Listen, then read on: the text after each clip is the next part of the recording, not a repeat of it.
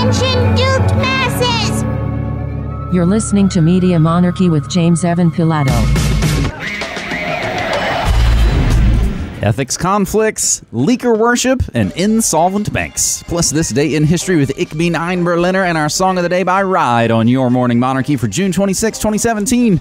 I'm James Evan Pilato from MediaMonarchy.com. Welcome to wherever, whenever you are in the world for another listener-supported blast of independent, non-commercial, alternative media brought to you by you. Good morning. Thank you so much for listening. Couple seconds after 9 a.m. coming to you, as always, from the Peak Portland studios up here in Portland, Oregon. We had a hot one yesterday. Hope you were cool wherever you are, my friends. I'm glad you're here. I think Frankie must have worn herself out this morning. She's all tuckered out beside me. Glad to have you beside me as we start another week of Media Monarchies. Morning Monarchies, pump up the volumes, New World next week's. And it's all brought to you by you. All the links you can find at MediaMonarchy.com/support. That's got the PayPal, the Patreon, the Bitcoin, the post office box. And a huge thanks to our latest patrons. That's Rod R. and Tim C. Huge thanks to them. They went to Media Monarchy on Patreon, patreon.com/MediaMonarchy. Other way around. And gave us that monthly support. That's what keeps us, as I like to say, going and growing, moving and grooving. It's the monthly support. It's the budget. Long story short, I quit my commercial radio job. It's coming up on almost 2 years. It'll be 2 years here in about a month. I was at a FM morning show, and I went from just being the third-man producer in another room, and in less than a year, I was the producer, co-host of the show. I realized I'd rather do it myself. And so we have been doing it for about a year and a half. MediaMonarchy.com/support. If you can give a little, I can give a lot. Huge thanks to the Truth Seeker app and RadioConfluence.com. Yeah, it hit 101 yesterday. Hottest day so far of the year here in Portland. I went out for my run at about 8 in the morning, which I would actually, if I could switch my schedule around, I would prefer to get up a little bit earlier, go for my run a little bit earlier, and hell, maybe even do the Morning Monarchy a little bit earlier. We'll see what happens in the future, maybe when we have to move a time zone. The balcony garden got a little baked.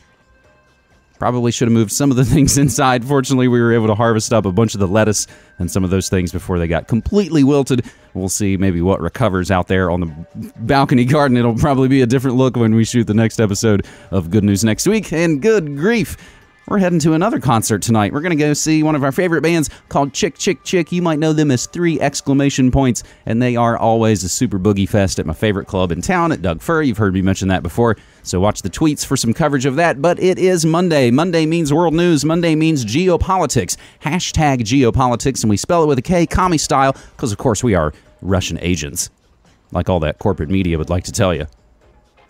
Except we're not on those lists. We fly below that radar, and that's sometimes the way I like it here in the Media Monarchy Kingdom. Again, we are brought to you by you. Each day of the week, we focus in on a different area of the news, and you can find all those subjects, all those hashtags. They're all in the tweets. Mondays, geopolitics. Tuesday, cyberspace war. Wednesday's food world order. Thursday is holy hexes, and Friday is media memes. We are not only crowdfunded, but we are crowdsourced as well, as we get most of our news from you. That's how we work together, like a team, like. So let's glance at the breaking lamestream news before we get into today's headlines, and you can find all the stories that we're going to talk about on the tweets. We tweet out our stories about an hour before showtime, so you can find those near the top of the tweets at Media Monarchy. Supreme Court allows limited version of Trump's travel ban to take effect and will consider the case in the fall. So basically, 6 months of 6 mostly Muslim countries being banned. Today was essentially the last day for Supreme Court before they take a big summer vacation. Here's another one. Supreme Court to take on case of baker who refused to sell wedding cake to gay couple, and I thought, oh man, that case out of Oregon really traveled up the Supreme Court run fast, but it's not. It's a different one. Supreme Court on Monday said it will consider next term whether a Denver baker unlawfully discriminated against a gay couple by refusing to sell them a wedding cake. We had that situation here in Portland. Pretty much the exact same thing. And I don't know about you, but I kind of think whatever you do with your business is kind of, I don't know, where's that saying come from? Your business. If you want to have a store or a bar that does nothing but smoke cigarettes and play accordion and bagpipes and call it super fucking annoying, you should have the right to do that. And if you don't want to sell cakes or you don't want, we reserve the right to refuse business to anyone. That's your business. You might make bad business decisions, and you might go out of business. And again, that's your business. Oh my God, top Democrat says health bill will kill hundreds of thousands of people. You mean like the hundreds of thousands of people that have been killed with illegal wars of aggression that both phony-ass parties support? Like those kind of hundreds of thousands? Still lots of speculation about whether Justice Kennedy is going to retire from the Supreme Court. Suppose if he was going to make the big announcement, he probably would have already done that, because, of course, as I speak to you right now, it is 5 minutes after noon on the East Coast. Another SCOTUS hearing. Remember, they are called The Nine, which is also the subtitle of the first Sinister Forces book from Peter Levenda. Supreme Court rules religious schools can use your thefts to fund their playground. The U.S. Supreme Court ruled Monday that taxpayer-funded thefts, thefts, for playgrounds available to nonprofits under a state program could not be denied to a school run by a church. And lastly, holy moly, sometimes the wheels of justice work quickly, at least when it's in doling out shut-up money, hush money. Philando Castile's family reaches a $3 million settlement with the Minnesota suburb. Those are your lamestream news stories, as we always kick off our show with the lamestream news stories and even a little bit of sad news we learned from our buddy James Corbett this morning. Very sad to hear about the passing of another alt-media great. Joyce Riley passed away yesterday, June 25th. Corbett, of course, had great times with her on the air, and she will be missed by many people. So we'll begin this Morning Monarchy episode for Monday, June 26, 2017, the Geopolitics edition, and we'll dedicate that to Joyce Riley. Now, let's dive in with a story that I actually had on my news stack for Friday. Friday, we talk about the entertainment industrial complex, the media memes, I like to call them. And when I was just sorting out the stories, I realized this is way too deep to be talking about in the middle of Tom York doing the new Suspiria soundtrack and some of the other stories we talked about on Friday. So I decided to move it to Monday, which I think is still perfect, and in a lot of ways, it sets the table for what we're going to talk about right here. The Wall Street Journal on Wednesday fired its highly regarded chief foreign affairs correspondent after evidence emerged of his involvement in prospective commercial deals, including one involving arms sales to foreign governments, with an international businessman who was one of his key sources. The reporter, Jay Solomon, was offered a 10% stake in a fledgling company, Dinks, D-E-N-X, LLC, by Farhad Azima, an Iranian-born aviation magnate who's ferried weapons for the CIA. It was not clear whether Solomon ever received money or formally accepted a stake in the company. We are dismayed by the actions and poor judgment of Jay Solomon, Wall Street spokesman said in a statement to the Associated Press. And again, everything we say and play always included in the show notes. You can get all these articles, all the links, all the stories. While our own investigation continues, we have concluded that Mr. Solomon violated his ethical obligations as a reporter, as well as our standards. Azima was the subject of an AP investigative article published Tuesday, the day before they fired him, 2 days before they fired him. During the course of its investigation, the AP obtained emails and text messages between Azima and Solomon, as well as an operating agreement for Dinks, dated March 2015, which listed an apparent stake for Solomon. As part of its reporting, the AP had asked the Journal about the documents appearing to link Solomon and Azima. The relationship was uncovered in interviews and in internal documents that Azima's lawyers said were stolen by hackers. Goddamn Putin. I clearly made mistakes in my reporting and entered into a world I didn't understand, Solomon told the AP on Wednesday. I never entered into any business with Farhad Azima, nor did I ever intend to. But I understand why the emails and the conversations I had with Mr. Azima may look like I was involved in some seriously troubling activities. I apologize to my bosses and colleagues at the Journal who were nothing but great to me. Two other Dinks partners, ex-CIA employees Gary Bernstein and Scott Modell, told the Associated Press that Solomon was involved in discussing proposed deals with Azima at the same time he continued to cultivate the business as a source for his stories for the Journal. Bernstein and Modell said Solomon withdrew from the venture shortly after business efforts began and that the venture never added up to much. They provided no evidence as to when Solomon withdrew. The emails and texts reviewed by the Associated Press, tens of thousands of pages covering more than 8 years, included more than 18 months of communications involving the company's apparent business effort. Some messages described a need for Solomon's Social Security number to file the company's taxes, but there was no evidence Solomon provided it. Dinks was shuttered last year, according to Florida business regulations and records. Wall Street Journal journalist Jay Solomon sacked over alleged arms deal links. Jay Solomon is a high-profile journalist specializing in Iranian and Middle East affairs. Pictured here discussing his book on the U.S.-Iranian arms deal that was published last year. The Wall Street Journal says Solomon has violated his ethical obligations as a reporter and adds the following in a written statement. He has not been forthcoming with us about his actions or his reporting practices and has forfeited our trust. The one thing about journalists is we are always the ones who correct our own errors, and we're very forefront about it. We don't try to hide things. And in this situation, the Wall Street Journal acted immediately to make sure that what was out there, they took care of it. It is unfortunate that I'm sure that people will jump on this at any opportunity to malign the media. But let's just remember that this is not something they tried to hide, that they tried to push under the rug. This is something they publicly stated about and took care of immediately. And that's important to journalism, that we keep that integrity. And this is a man who Solomon was allegedly discussing an arms deal with. Fahad Azima is an Iranian-born businessman who the AP contends has had long-term links with U.S. intelligence, including the CIA.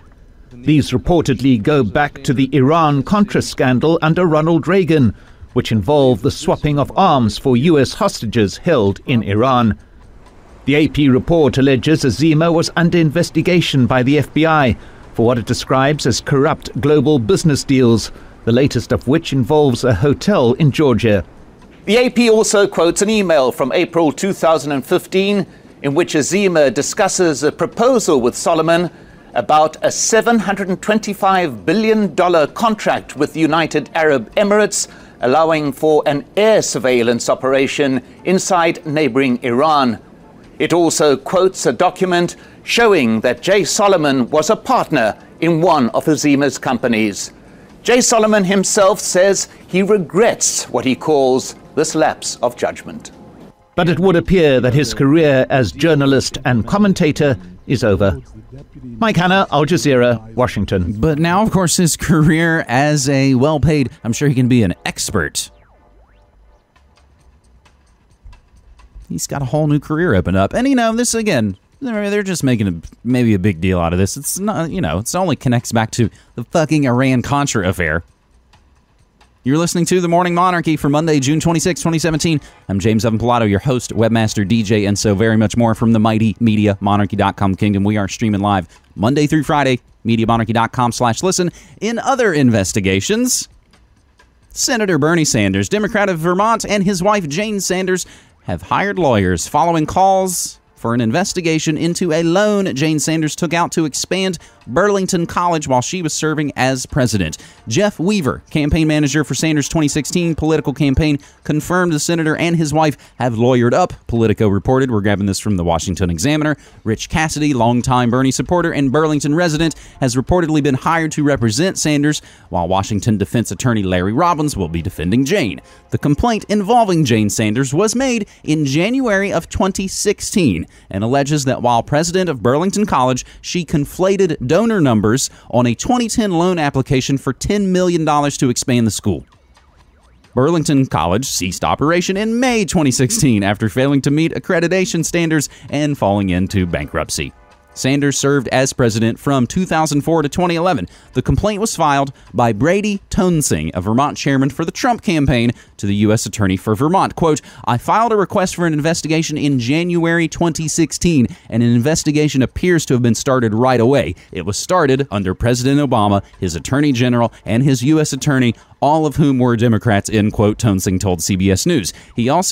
Weaver told CBS News, Toensing claims that Senator Sanders used his influence to sway the bank to give Jane Sanders' then place of employment the loan is baseless and false. Prosecutors reportedly may also be investigating Sanders' office over allegations that he used his influence to help sway the bank to approve the loan. Joining us this morning is former U.S. Attorney Bud Cummins. Bud, what is your take on this investigation? Because, again, it does seem serious. Well, and anytime the FBI is looking into matters that involve you, it's serious. I think we need to be fair here, just like we wish that the media would be fair with the president and in other matters. The FBI is investigating a transaction. If that leads to Jane Sanders, so be it. But they're going to follow the facts, and so apparently there's some questions about the documentation on this loan application, and they're going to take a look at that. Now, one of the things that I've been hearing is people are questioning whether or not this is going to impact. Is this really about Bernie Sanders or is it about his wife? And there's people who are saying it's unfair to say that this is about Bernie as much as it is her. How would you respond to that? Well, I don't think any of us know if Bernie was involved in this loan application. Again, if they follow the facts and they look at the transaction and see who signed the application and who made representations that may not have been truthful, that's going to lead them to the people that are involved. If Bernie Sanders was involved in that process, then he was. If he wasn't, he wasn't. If Jane Sanders was involved, she was. But investigations really, we've been playing these word games on TV here for weeks about who's under investigation and who's not. You investigate transactions, you investigate events. The facts lead you to people that are responsible if there's crimes that have occurred. You don't start by investigating a person. And, of course, that's the big concern we all have about an independent counsel. Once they get in place, they seem to be looking under every rock at a person, and they need to just follow facts and transactions. And that's, I'm sure, what the FBI, this is kind of meat and potatoes for the FBI, bank fraud, and they ought to be able to go through this as they normally do. Yeah, but do you think this is just another thing that's leading to a bunch of the distractions that are happening in the Democratic Party? And what can the Democrats do to start to deflect? Because we've seen tons of disarray in their party over the last few months, and they're 0-5 in all the special elections, which were mostly Republican regardless. So do you think this is just another distraction for them? And how can they handle this and manage their message going forward? Well, you can see that Senator Sanders has tried to turn it into almost a political issue, and as if, but for his candidacy, nobody would care. But people do care when $10 million gets loaned out and not paid back, and I imagine it would have come around. As far as the Democrats, they're definitely in disarray. This is just one piece of it.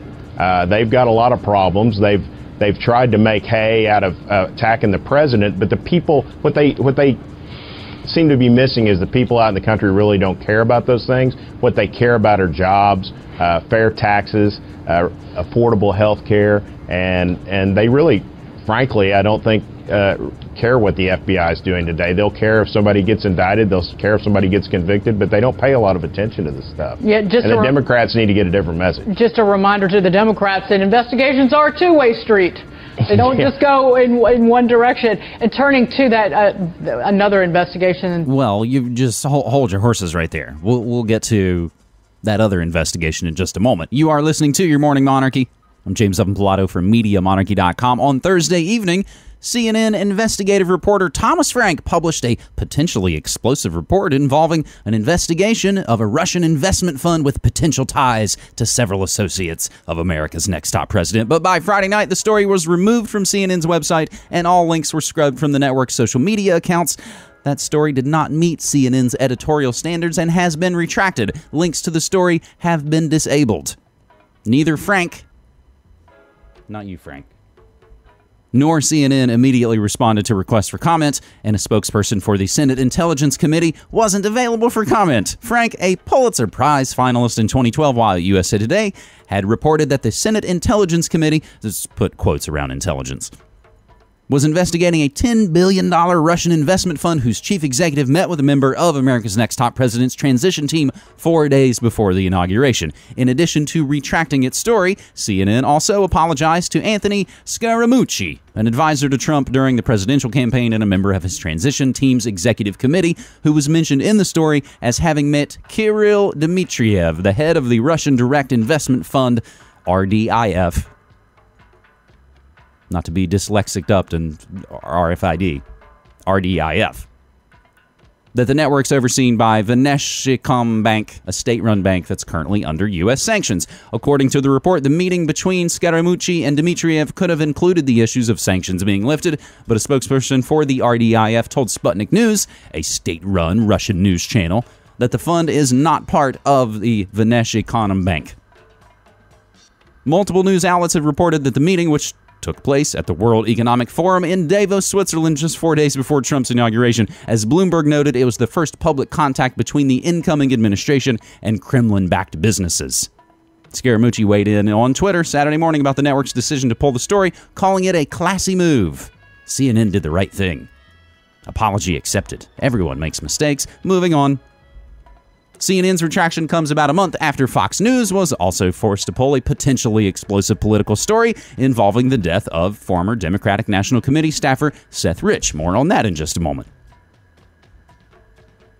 So CNN deletes, retracts story linking Trump and Russia in another string of embarrassing screw-ups. So here what comes next. Now, you know things are getting serious when the suits come down. Because ultimately, at the end of the day, they just want ears. They just want eyes. I've worked in media before. I can tell you, they don't give a shit really what it is as long as idiots are tuning in. They throw crap up against the wall, and whatever sticks, that's what they start to lean into. Oh, people are really liking this Ed Sheeran. Let's play more of it. Okay. CNN is reportedly implementing a policy change to strengthen oversight of stories involving Russia. This according to BuzzFeed. So we're in some pretty perilous swamps here. BuzzFeed obtained an email sent by CNN Money executive editor Rich Barbieri outlining the network's new rules. New rules! The email, which went out at 11:21 a.m. on Saturday, said, quote, "No one should publish any content involving Russia without coming to me and Jason," a CNN vice president. "This applied to social, video, editorial, money stream, no exceptions. I will lay out a workflow Monday." It's Monday now.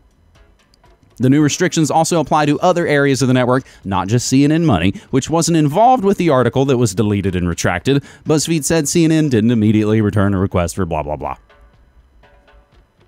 So you know things are getting serious when the money men come down from the 7th floor to the 6th floor and go, "Hey, what are you guys doing? You're starting to mess with the bottom line. You're starting to mess with our monies." That's when it gets serious. So the leaders of the Communist News Network are coming down to say, "Hey, you guys,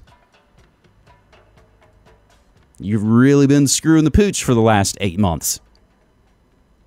So that's happening at CNN. It's also happening within the DNC. Frustrated Democrats hoping to elevate their election fortunes have a resounding message for party leaders. Stop talking so much about Russia.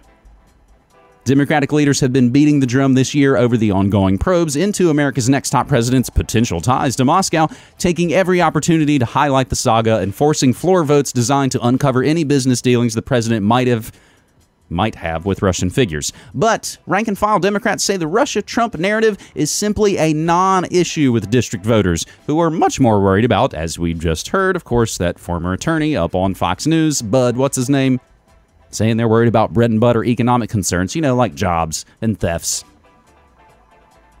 In the wake of a string of special election defeats, an increasing number of Democrats are calling for an adjustment in party messaging, one that swings the focus from Russia to the economy.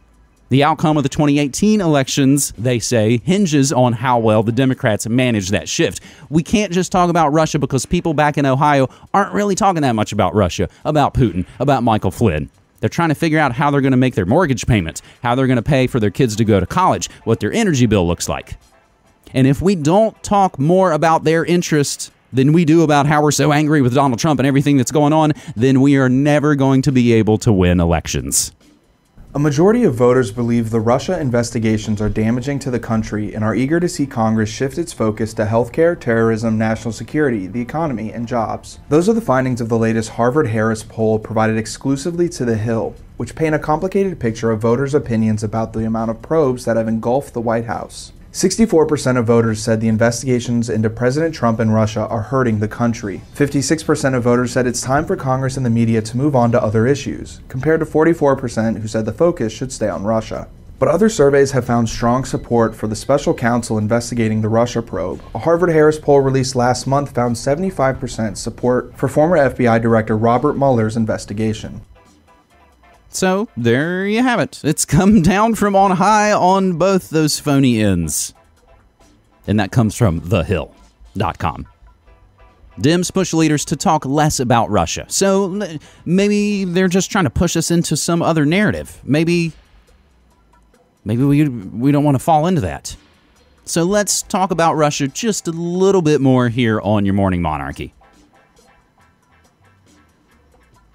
Former Secretary of State Hillary Clinton facilitated the transfer of highly enriched uranium previously confiscated by the U.S. Department of Energy during a 2006 nuclear smuggling sting operation involving one Russian national and several Georgian accomplices, a newly leaked classified cable shows.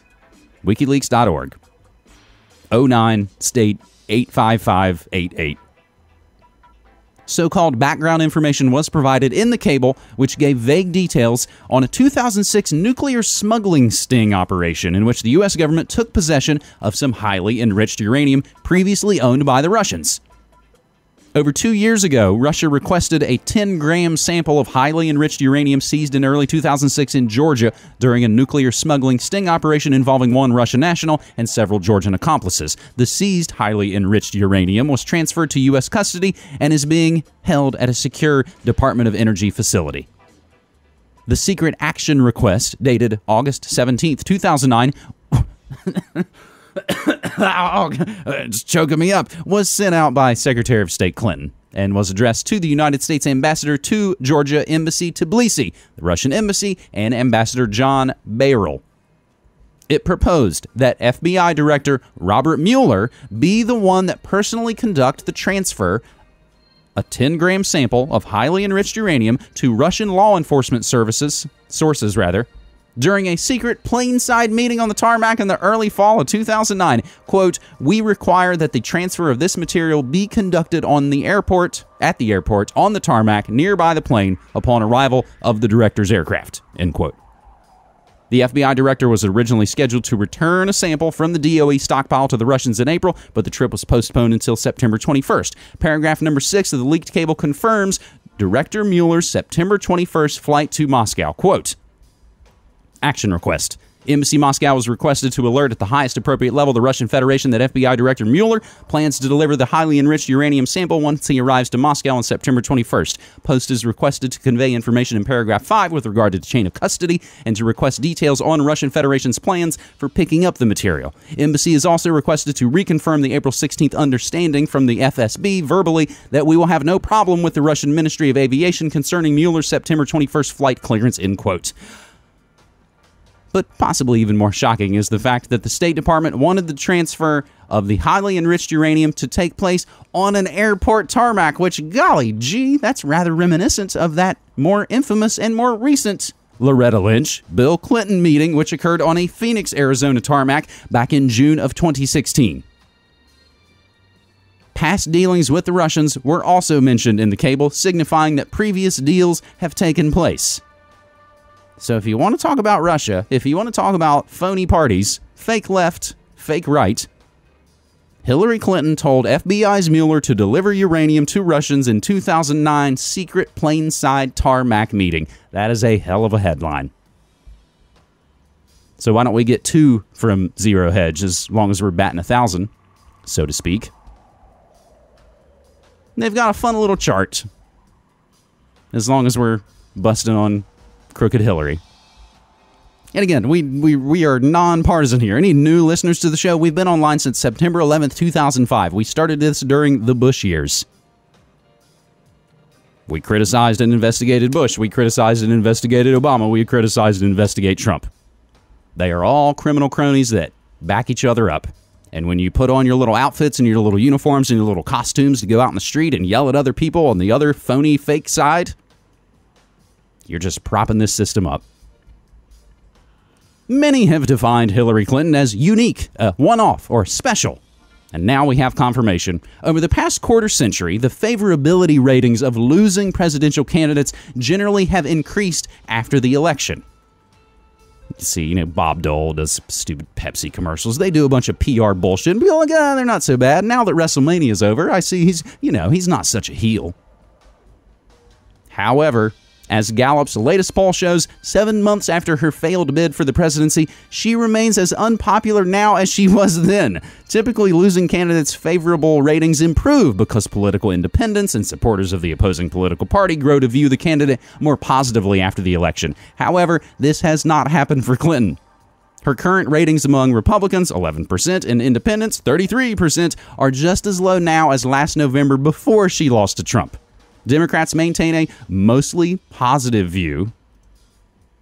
That's a mostly positive view. 79% viewing her favorably. So you can look at the chart. Post-election, George H.W. Bush went up 16%. John McCain, 14%. Al Gore, 10%. Bob Dole, 4 points. Mitt Romney, 4 points. Hillary Clinton, -1.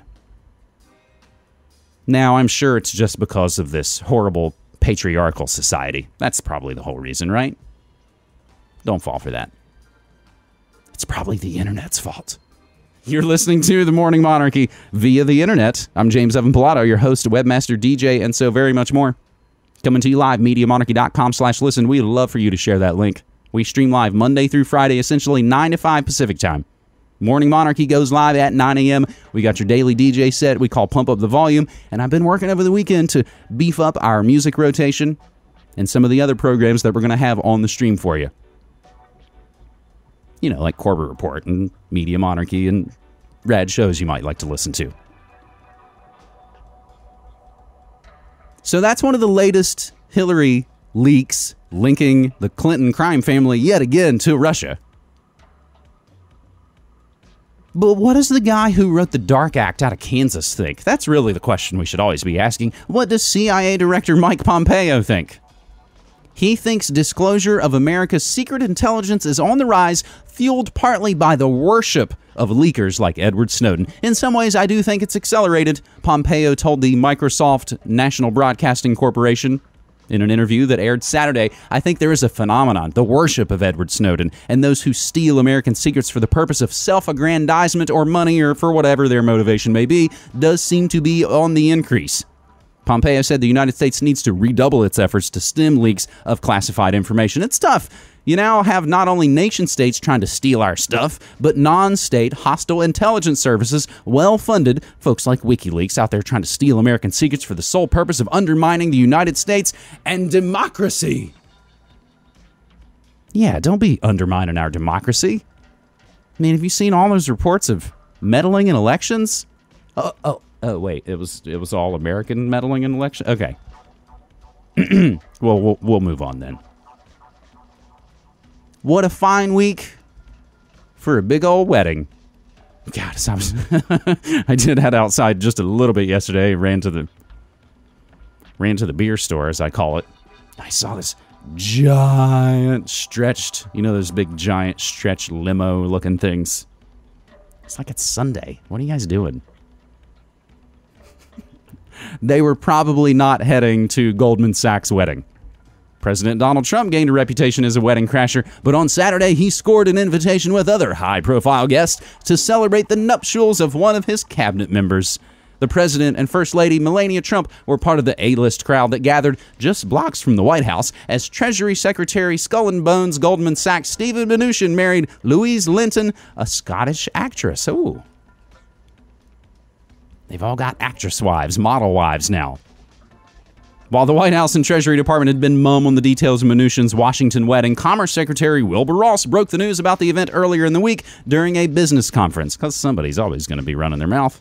Mnuchin, 54, former Goldman Sachs executive, and one of Trump's wealthiest cabinet members. This is his third marriage, and it's the second for Linton, whose acting credits include a part in the 2007 film Lions for Lambs. I actually saw that film. Robert Redford, Tom Cruise, Meryl Streep. And more recently is the lead character in the 2016 horror film Intruder. Linton told the New York Times earlier this week that there'd be about 300 guests at the event, including a large number from the administration. The short ceremony was officiated, get this, by Vice President Mike Pence, who returned to D.C. a day after traveling from Colorado to a Republican National Committee summer retreat in Chicago. The Trump administration was out in force, including Chief of Staff Reince Priebus, who sounds like a Star Wars character, and Press Secretary Sean Spicier. Oh wait, Sean Spicier, that's his parody Twitter account. So you can see your so-called leaders, the powers that shouldn't be, they love to cozy up to power. As Clyde Lewis says, politics is show business for ugly people. They want to be in with the bigwigs, the wheelers and dealers. That's why Trump is president now. Trump wave, if you will. Interestingly enough, the previous puppet administration, they also thoroughly enjoy getting involved in showbiz as well. What did Michelle Obama do over the weekend? Further absorb Chance the Rapper into the great entertainment industrial complex mall. We told you about a year plus ago. It was like, oh, Chance the Rapper, he's going to be exalted. He's going to be elevated. And indeed he has. So the same woman who announced the best picture went to the CIA movie Argo, they're now hanging out at concerts. You're hanging out at the Morning Monarchy. I'm James Evan Pilato from MediaMonarchy.com. We haven't talked a hell of a lot about Seth Rich. DNC worker Seth Rich was murdered in the Bloomingdale neighborhood of D.C. 11 months ago, and as WJLA says, his killer is still on the loose. Now, a group of George Washington University graduate students calling themselves the Profiling Project have released their own investigation into Rich's murder. The investigation into the death of Democratic National Committee worker Seth Rich, still an open, unsolved murder case 10 months after he was gunned down in the Bloomingdale neighborhood of D.C.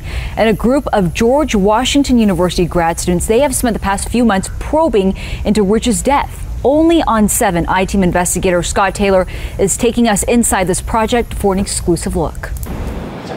You're inside the Profiling Project at an undisclosed location. A group of GWU grad students is taking a forensic look through link analysis at the murder of DNC worker Seth Rich. We're trying to figure out persons of interest in any areas that the police may have overlooked.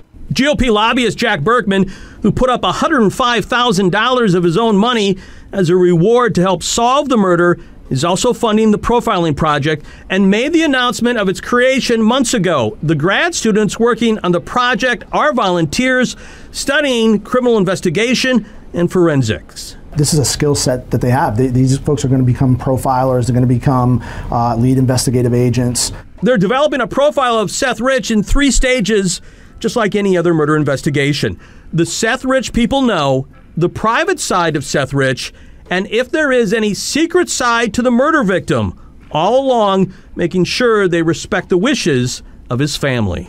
It's very important to remember that as an outcome of this whole situation, we want to kind of keep his family in mind and give them some kind of closure. The Profiling Project's main goal, find at least one piece of new information that has practical value to the murder investigation. What we found is there was actually possibly another surveillance camera that may have been missed in the initial investigation, so we've turned that over to the police. I want to let everybody know the reward for solving Seth Rich's murder is now up to $250,000. We did reach out to D.C. police. The detectives on the case are in contact with the Profiling Project. Scott Taylor, ABC 7 News. D.C. police tell the 7 on Your Side I-Team that Seth Rich's murder is still being investigated as a botched robbery, but the Profiling Project doesn't buy it. Their report says the murder was more likely committed by a hired killer. Kevin Doherty, chief investigator of the Profiling Project, says, quote, "It's a possibility. A proficient killer is what we think. The fact that the killer has gotten away with it for this period of time and that it appears to be a very sanitized crime scene certainly shows some level of proficiency in killing." Well, that doesn't really narrow it down in the District of Criminals.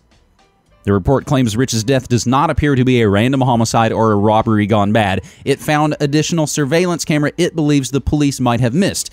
We hope they had this already. We were quite surprised to come across it during our neighborhood canvas. You can download this whole PDF report. It's about 45 plus pages. And yes, the family is not happy with it. Family thinks they made a big story without asking them and just rushed to the press. You're still listening to The Morning Monarchy. Monday is world news, geopolitics, and let's continue to look around the world as we start to wrap up our headlines as we head off to Venezuela. As economy crumbles, desperate people travel 10 hours a day to buy food, supplies across the waters in Trinidad. A decade ago, Venezuela's late strongman Hugo Chavez promoted bartering to boost food production and create a socialist market, a market of equals. But today, many of his compatriots in far-flung towns like Arapa have a different take on that direct approach to the marketplace. This is savage capitalism, Town Councilman Guillermo Mendoza said. The role of the government in this is to just keep quiet. Venezuelan and Trinidadian officials didn't respond to requests for comment on the cross-border barter trade. Such evidence of economic desperation is an embarrassment for Chavez's heir, President Nicolas Maduro, who denies the country is in a crisis. Trinidad, meanwhile, recently signed a deal with its larger neighbor to develop a major offshore gas field. Venezuelan fishermen have been making weekly trips to Trinidad since food scarcities intensified 2 years ago. Venezuela's shortages spur perilous sea journeys. Now let's head over to Rome, where Italy will pay up to 17 billion euros, that's 19 billion American fiat dollars, to break up two insolvent Venetian banks which have posed a threat to country's banking system, the government announced on Saturday. This is called bankster bailouts. This is what happens, and we know what happens next. Both face bankruptcy, and European authorities had urged Italy to devise a rescue framework selling off the good assets of the stricken Banca Popolare di Vicenza and Veneto Banca and transferring their toxic assets to a bad bank, essentially financed by Rome. The Italian government will stage the rescue with support from the country's biggest retail bank, Intesa Sanpaolo, which will take up the good assets to protect the two Venetian bank customers and to minimize staff layoffs. In Rome, Bloomberg's Flavia Rotondi is standing by with the details. Flavia, great to see you this morning. How does this decree actually work? Good morning. So basically what happened was, first of all, I have to tell you the size of this operation. As we were mentioning, 17 billion euros is a huge amount of money, and nobody was expecting this kind of amount. What will happen is that the two banks, Banca Popolare di Vicenza, Veneto Banca, will have the assets split. Bad bank, good bank. The good bank will go to Intesa Sanpaolo. The government will facilitate this process, providing more than 5 billion euros. And also, there will be an additional 12 billion euros available to cover potential risks related to the bank's liquidation. We're talking about a kind of a state guarantee here. So the government tried for months, Manus, really tried for months to find a different solution. They were trying to attract investors, private investors, in order to rescue the banks. Well, this plan was not successful at the end, and the ECB, as you said last Friday, said, well, the time has really run out. There are no other possibilities. There are no other plans, basically, to be implemented. So we'll include the rest of that in the show notes. You guys should probably take more of the cue from Iceland and less of your cues from the States. So let's head from the murders and executions of mergers and acquisitions and bankster bailouts to just straight-up actual murder. U.S.-led coalition strikes against ISIS in 2 Syrian provinces killed 472 civilians last month. The Syrian Observatory for Human Rights, a UK-based monitoring group that has an extensive network of contacts on the ground in Syria, said the toll was more than double the month prior and the highest for a single month since the raids began way back in September 2014. In the Raqqa province, where the city of the same name is located, coalition strikes killed 250 civilians, including 53 children.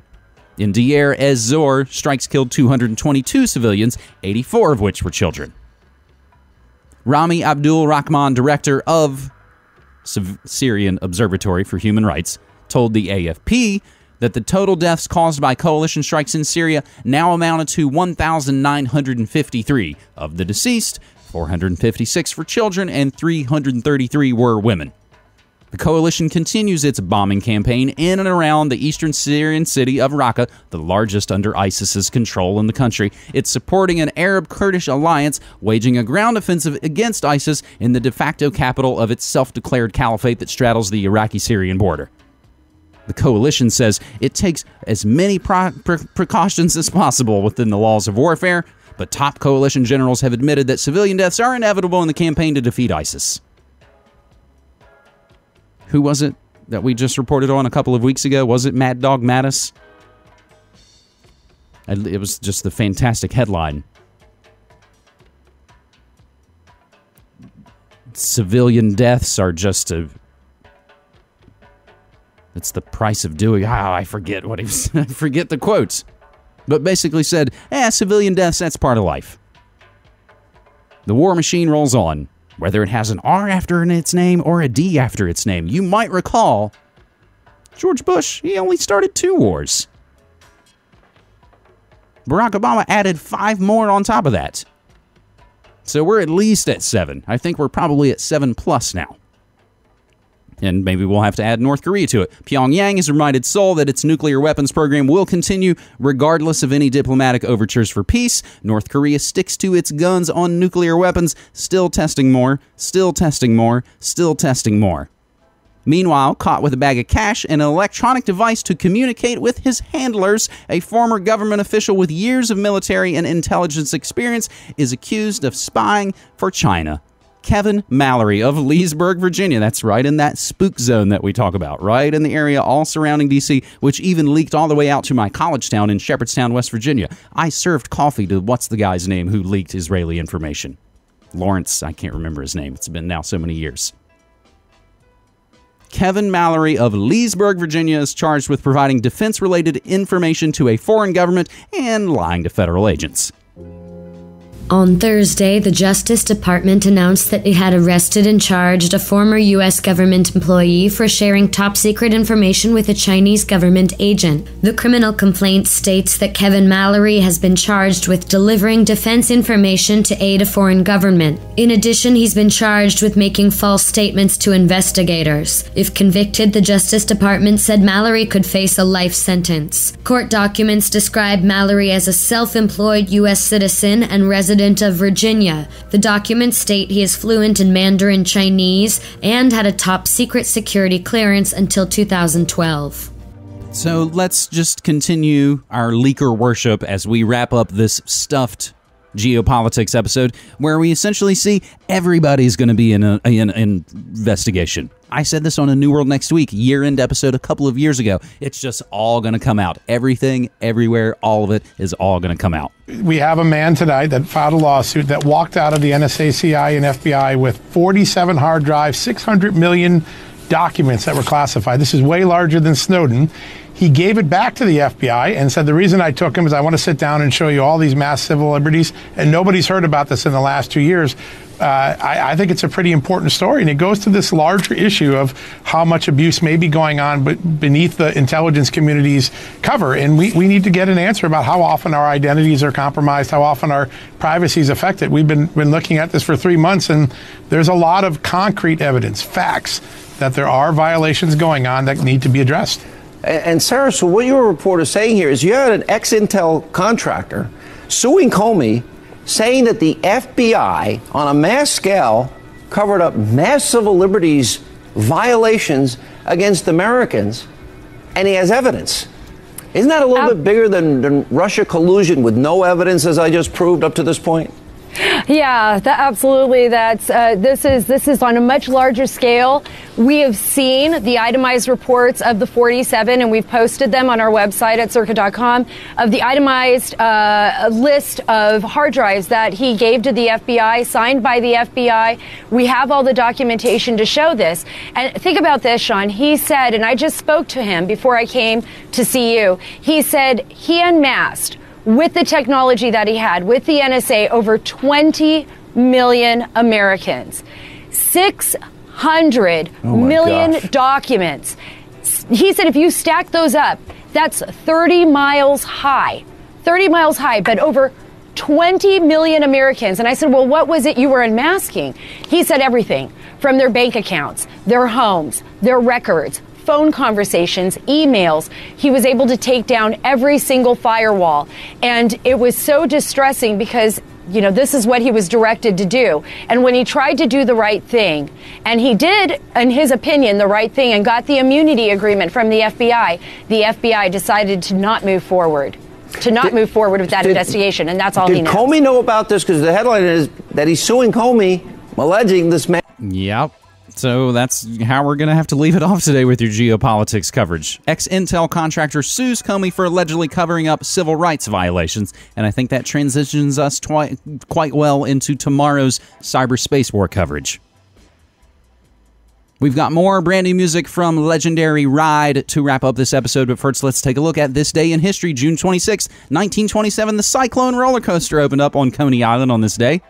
1934, Roosevelt signed the Federal Credit Union Act, which establishes credit unions. Franklin. June 26, 1948, Shirley Jackson's The Lottery is published in the New Yorker magazine. And on this day, June 26, 1963, President John F. Kennedy expresses his solidarity with democratic German citizens in a speech on this day in 1963. In front of the Berlin Wall that separated the city into democratic and communist sectors, JFK declared to the world, "There are many people in the world who really don't understand, or say they don't, what is the great issue between the free world and the communist world. Let them come to Berlin.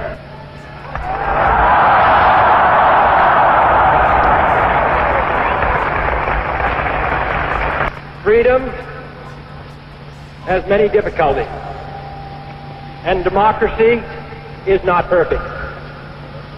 But we have never had to put a wall up to keep our people in, to prevent them from leaving us.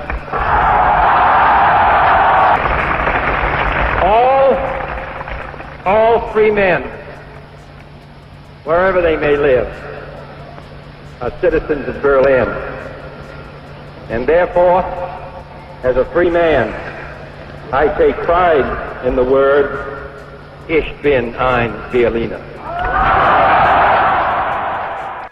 This day in history, June 26, 1963. 1967, Karol Wojtyla, later John Paul II, is made a cardinal on this day. 1974, the Universal Product Code is scanned for the first time to sell a package of Wrigley's chewing gum at the Marsh Supermarket in Troy, Ohio. UPC codes started on this day. June 26, 1975, 2 FBI agents and a member of the American Indian Movement are killed in a shootout on the Pine Ridge Indian Reservation in South Dakota. Leonard Peltier is later convicted of the murders in a controversial trial. June 26, 1977, Elvis held his final concert in Indianapolis at the Market Square Arena. June 26, 1998, it's quite a jump from that last Elvis show to this. At 10 a.m. Pacific Time, Marcy Playground debuted the video for St. Joe on the School Bus on the internet on this day in 1998. June 26, 2000, Pope John Paul II reveals the third secret of Fatima, and that secret is, it's all made up. June 26, 2003, the U.S. Supreme Court rules in Lawrence v. Texas that gender-based sodomy laws are unconstitutional. Thanks, government. 2015, the U.S. Supreme Court ruled 5-4 that same-sex couples have a constitutional right to marriage under the 14th Amendment. Thanks again, government. And June 26, 2015, 5 different terror attacks in France, Tunisia, Somalia, Kuwait, and Syria occurred on what was dubbed Bloody Friday by international media. Up to 750 killed or injured in these uncoordinated attacks.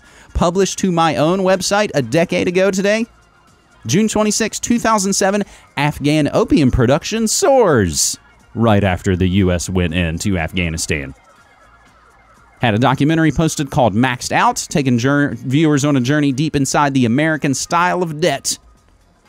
And here's Christine Todd Whitman again. Whitman on the hot seat over 9/11 aftermath. Ex-EPA Chief Christine Whitman denounced as downright falsehoods the criticism of her assurances that it was safe to breathe the air around the fallen World Trade Center.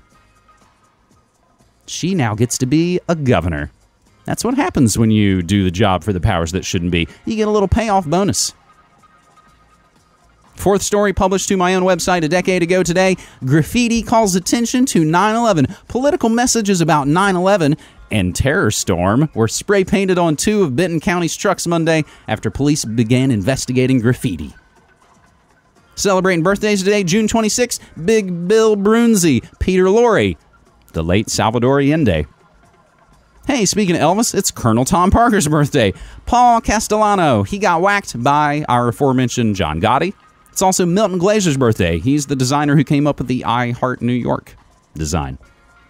Pianist, composer, legend Dave Grusin, Gilberto Gil, Gary Gilmore. Oh, wait, that's not the Gary Gilmore I wanted. This is apparently Australian cricketer and manager Gary Gilmore. I don't give a shit about him. Mick Jones, Geddy Watanabe, Chris Isaac, Patty Smythe, Colin Greenwood. There's your daily Radiohead entry. It's also Paul Thomas Anderson's birthday. Irv Gotti, Sean Hayes, Chris O'Donnell, Nick Offerman, Gretchen Wilson, Derek Jeter, Ryan Tedder, and Rushmore's Jason Schwartzman. We just mentioned his brother the other day, Robert, and the band Rooney. They are back in action. As well, the legendary Ride back in action. They released their first album in about 18 years. 19 years, and we've played 2 tracks from Weather Diaries. Now the third song they've shared, called All I Want. Ride's Andy Bell has said of the new song, quote, "The day we recorded All I Want, Theresa May had announced that her government would be making firms list their foreign workers. As it turned out, that never happened because of the outcry about it, but that was the origin of the line comparing the UK to 1930s Germany. It's not like Ride or going political. It's more that the current state of the UK is so terrible that we could not avoid writing about it when we were writing lyrics for the album." And that's how we wrap up your Monday Morning Monarchy, my friends. June 26, 2017, the Geopolitics Edition. I'm James Evan Pilato from MediaMonarch.com, thanking you so much for listening, my friends, and for getting involved. And reminding you, as always, like Jello Biafra the Dead Kennedy said, don't hate the media, become the media. Take care.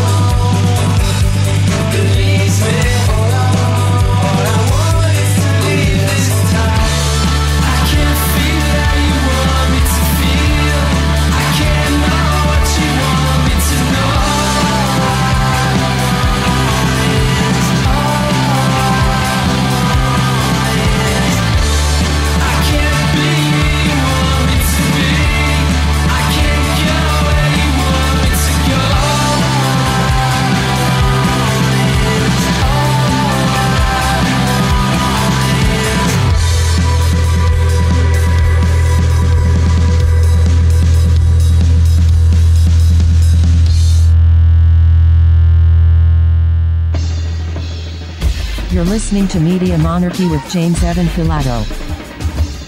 Since 2005, Media Monarchy has covered the real news about politics, health, technology and the occult, all remixed with music and media that matters. Go to MediaMonarchy.com/support and become a monthly subscriber so you can help keep independent, non-commercial, alternative media going and growing. Thanks.